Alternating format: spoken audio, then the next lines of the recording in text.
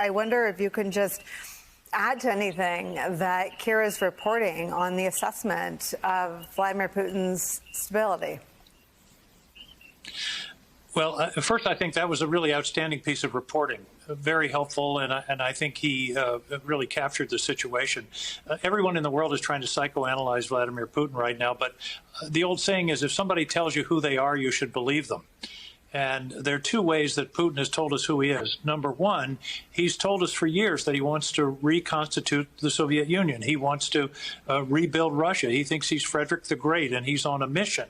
And Ukraine is the first step. The second thing that he's told us is, in Chechnya, he's willing to engage in enormous level of brutality in order to get his way. In Chechnya about 20 years ago, it was essentially carpet bombing. And I'm afraid that's going to be the next step in this war. It's sort of almost humorous to him say the war is going according to plan. If you'll remember, Nicole, a week ago, he was talking about his forces being peacekeepers. I think he thought, this was going to be a kind of cakewalk. They were going to be liberators. Their brothers in Ukraine were going to greet them that way. It's been anything but. It's been absolutely the reverse of that. So the war is not going very well for Putin. So the question now is he going to lash out? And will it be in terms of more brutality in Ukraine? Or will it be, for example, a cyber attack on the West?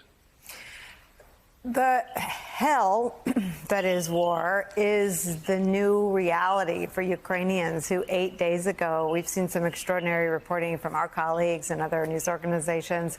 8 days ago, they were living their lives the way we were, trying to get back to a new normal after COVID. Now, some of them sleep in subway stations with their pets. Million of them have left the country.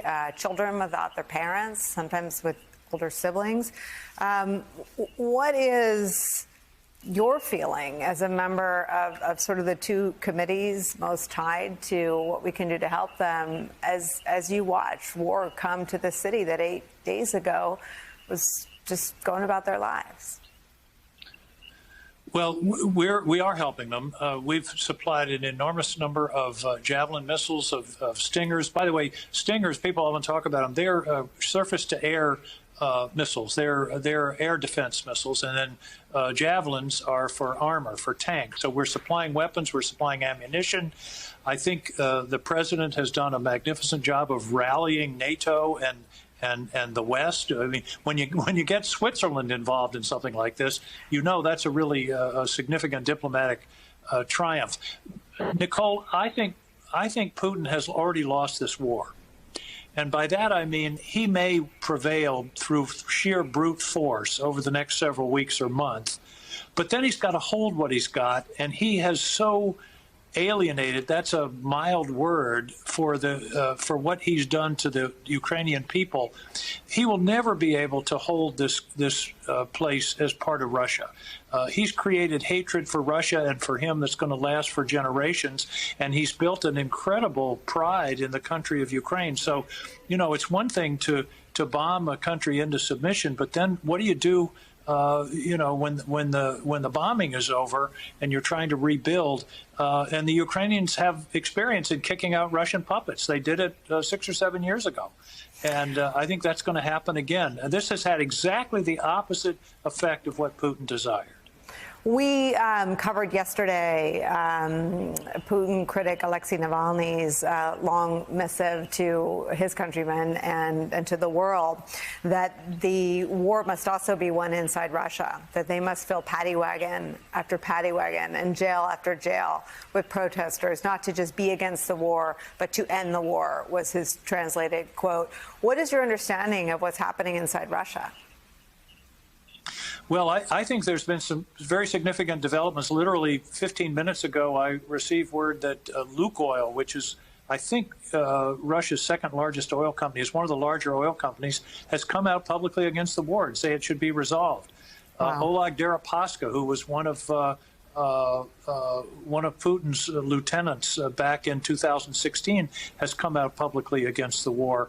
And of course, there are protests. We know that over 6,000 people have been arrested. That's not a lot in a large population, but when you realize the risk that those people are taking when they do protest, it's pretty extraordinary. And of course, the sanctions are biting, I think, more has been much more hurtful to the Russian economy than anybody thought. A guy came up to me today and with a joke, he said, you know what the difference is between $1 and the ruble?